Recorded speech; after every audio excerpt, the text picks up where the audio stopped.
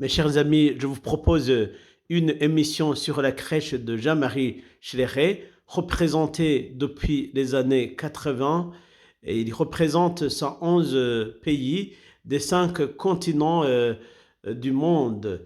Et c'est une crèche où il met en évidence cette année la cathédrale Notre-Dame de Paris et le Liban. Et cette année, c'est cette spécificité qu'il a voulu mettre en œuvre après 41 ans de représentation de sa crèche que nous pouvons visiter jusqu'au mois de mars d'après ce que lui-même nous a dit, et nous allons annexer ce qu'il nous a partagé. Merci beaucoup.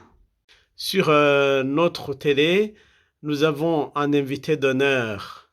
Je lui demanderai de se présenter. Après, je lui poserai des questions. Pourriez-vous vous présenter?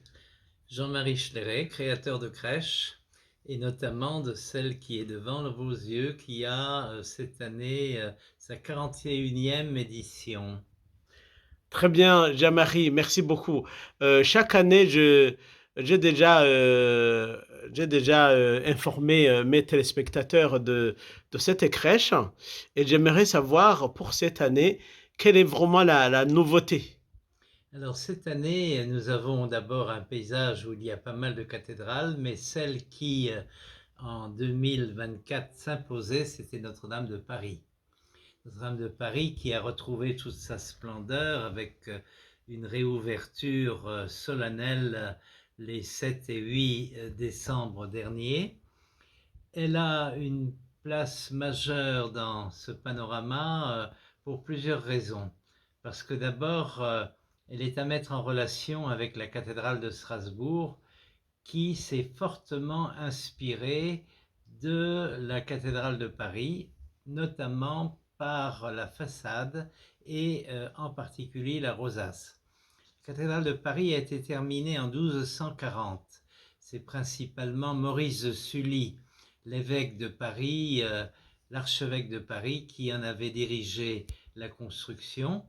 Et à cette époque, 1240, c'est le moment où l'architecte de la cathédrale de Strasbourg, maître Herwein, était en train de se former sur le chantier de Notre-Dame de Paris, pour ensuite, sur pas mal d'années, construire la superbe cathédrale que nous connaissons à Strasbourg. Pour revenir à Notre-Dame de Paris, j'avais cette pièce déjà depuis une dizaine d'années. En 2014, j'avais essayé de me la procurer auprès de la firme anglaise qui l'a fabriquée, qui s'appelle Department, et qui avait une collection des églises du monde, notamment Saint-Pierre de Rome que vous apercevez, également Saint-Paul de Londres que je n'ai pas. Et quand j'ai voulu me procurer Notre-Dame de Paris, on m'a répondu que la firme ne la faisait plus et qu'il fallait trouver une collectionneuse qui pourrait encore en disposer. Donc j'ai lancé une bouteille à la mer, comme on dit, par Internet. Et un jour, j'ai eu la bonne surprise d'avoir une réponse depuis les États-Unis, plus précisément depuis le Colorado, où Madame Shirley Dolan de Limewood, dans le Colorado, m'a répondu qu'elle était prête à me la faire parvenir. Et donc cette pièce est arrivée des États-Unis en France et elle avait pris position à l'intérieur du panorama. Cette année, nous nous sommes dit il faut la mettre en valeur. C'est la raison pour laquelle vous apercevez un éclairage très renforcé qui la met véritablement en exergue par rapport à tous les monuments qui l'entourent. Et si vous regardez bien, elle est dans son décor parisien avec la tour Eiffel, avec l'Arc de Triomphe, mais aussi la basilique du Sacré-Cœur, légèrement au-dessus. Et au pied de la cathédrale, pour l'inauguration, la garde républicaine à cheval. Il manque juste le président de la République, ce sera pour une autre fois. Voilà pour Notre-Dame de Paris. J'ai une question pour Notre-Dame de Paris avant de nous parler d'autres nouveautés. Nous avons vu lors de la réouverture Donald Trump, qui est le président des Oui. États-Unis. Est-ce que c'est lié à ce que vous venez de nous dire? Alors, il y a effectivement un lien entre non pas seulement Donald Trump, mais les États-Unis en général et Notre-Dame de Paris, parce qu'aux États-Unis, il y a un véritable engouement, admiration pour Notre-Dame de Paris, à tel point que parmi les donateurs qui ont permis la restauration de la cathédrale, un nombre très important d'Américains, de gens des États-Unis se sont cotisés pour appuyer la rénovation de la cathédrale de Paris. Donc ça marque quand même un lien fort entre les États-Unis et la France d'une part, mais surtout Notre-Dame de Paris. Et donc la présence du futur président des États-Unis était quelque chose de tout à fait naturel. Ah, très bien, j'ai compris parce que moi, je l'ai regardé, je le voyais très profond, il y priait, il était Oui, très ému et merci beaucoup, je ils comprends pourquoi. sont très marqués par Notre-Dame de Paris. Merci beaucoup. Il y a d'autres nouveautés? Alors, il y a principalement les événements du Liban qui m'ont inspiré pour la partie du Moyen-Orient dans la crèche où on aperçoit notamment le Liban avec son cèdre, avec Notre-Dame du Liban, avec les saints emblématiques de ce pays que sont principalement Saint Charbel, mais aussi Saint Maron, qui est le fondateur de l'église maronite, qui est une église rattachée à Rome et qui est très bien représentée à Nancy avec un prêtre qui a été affecté à la communauté maronite, qui est un prêtre libanais.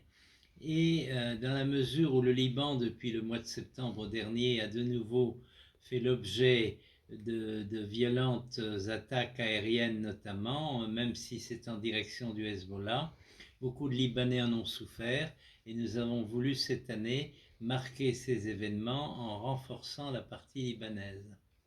Ah, c'est très, très important dans ces moments, les plus difficiles.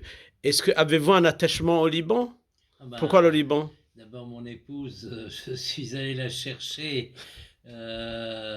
dans ce pays dans lequel j'ai vécu 10 années. J'ai mis quand même quelques années avant de la trouver.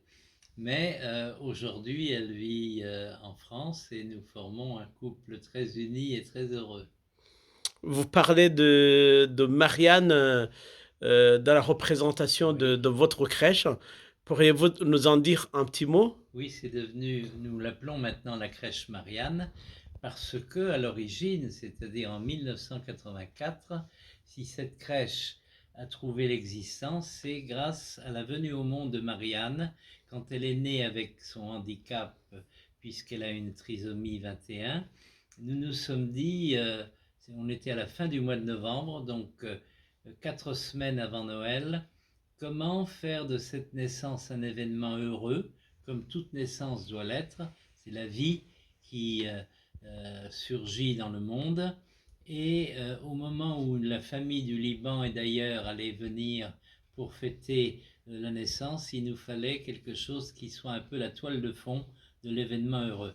Nous nous sommes dit rien que mieux qu'une crèche, parce que la crèche est un symbole à la fois d'union, de paix et de bonheur familial. Et donc nous l'avons à partir de là vraiment dédié à Marianne. Ah, c'est très important ce que vous dites parce que dans la société actuelle, on croit que pour les personnes handicapées, surtout les enfants qui naissent avec un handicap, qu'il faut les tuer tout de suite. C'est une horreur. Quelle est la leçon que vous pouvez leur C'est une donner? horreur. Ouais. Notre fille, au moment de sa naissance, quand on était un 28 novembre 1984 à la maternité, ma femme venait de subir une petite intervention chirurgicale bénigne, mais elle était donc endormie et j'ai recueilli dans mes bras cette petite fille avec l'infirmière. Je me suis rapidement rendu compte qu'elle avait non seulement un handicap, mais une trisomie 21. Ce que le médecin lui-même, sur le moment, n'a pas voulu croire, mais ce qu'a confirmé un pédiatre qui est arrivé et qui, l'auscultant, a rejoint mon propre diagnostic qui n'était pas celui d'un spécialiste, mais d'un connaisseur quand même du handicap. Et nous nous sommes dit, cette fille doit être accueillie de la meilleure manière. Le médecin gynécologue m'a accompagné jusqu'à chez Mary avec le bébé. Il dit, voilà, Madame Schleret, je vais vous dire une chose. Ce bébé a beaucoup de chance de vous avoir pour parent, mais je vais vous dire une autre chose, au moins aussi importante. Vous, les parents, vous avez aussi beaucoup de chance de l'avoir. Et donc, en dépit de son handicap et de la joie qu'elle apporte à tout le monde, Marianne est véritablement la lumière de notre foyer. Oui, nous voyons souvent Foi et Lumière comme une nouvelle communauté. Voilà. Est-ce que ça concerne ça ou pas? Avec la belle appellation Foi et Lumière, parce que ces jeunes en situation de handicap sont la lumière du monde. Et avec leur qualité de cœur, leur ouverture à la spiritualité en particulier, nous apportent beaucoup. Donc Foi et Lumière est un regroupement de parents et d'amis et de personnes handicapées qui sur la paroisse se réunit tous les mois, mais c'est un mouvement international qui permet à la fois rencontres, échanges et moments de prière, de partage et de forte spiritualité. Oui, vous représentez, il me semble, 114 pays et 5 continents. Comment vous arrivez vraiment à représenter tous ces pays et ces continents? Alors, la plupart ont des pièces, alors ça va de monuments religieux à des demeures caractéristiques, comme le Brésil par exemple, qui a des favelas, mais qui a aussi le Corcovado de Rio de Janeiro. Voilà ou le Sénégal qui est représenté par une pirogue sur le fleuve Sénégal. Nous avons Sainte Bakita qui est une grande sainte africaine. Voilà des pièces qui représentent tel ou tel pays, mais en plus de ça, nous avons quelques drapeaux, 39 drapeaux. Ce sont des pays où des communautés de l'Arche pour personnes handicapées sont implantées, aussi bien en Afrique, il y en a un certain nombre, au moins 5 ou 6, et bien sûr dans les grands pays d'Europe, mais aussi aux États-Unis, au Japon, voire au Moyen-Orient et même en Syrie. Ah, merci Jean-Marie parce que ça dénote même la catholicité de l'Église parce que elle est universelle et puis elle rassemble toutes les personnes sans distinction. Merci pour cette interview. Nous reviendrons pour faire visiter cette crèche à nos téléspectateurs. Merci beaucoup Jean-Marie. Merci beaucoup. Nous vous remercions beaucoup. Merci.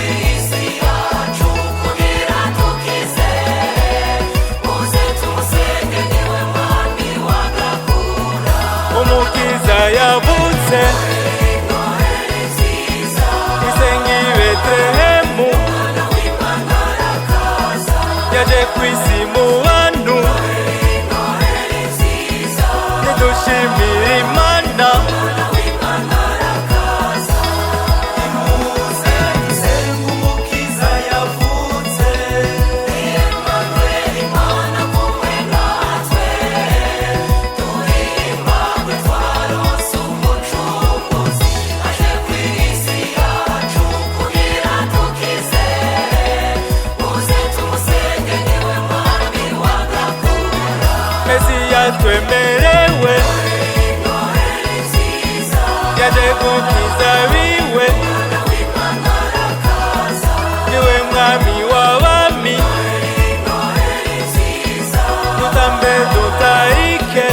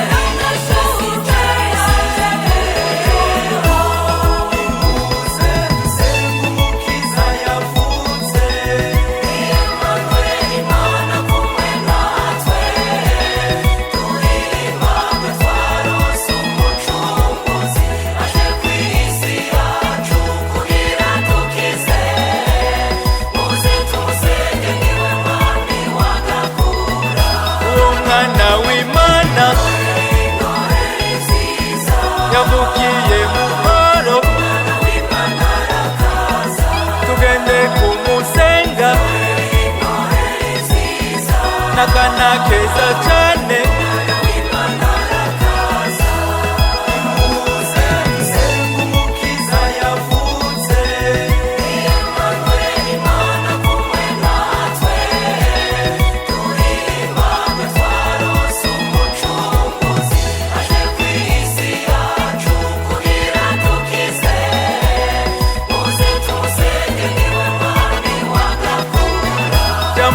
Mana data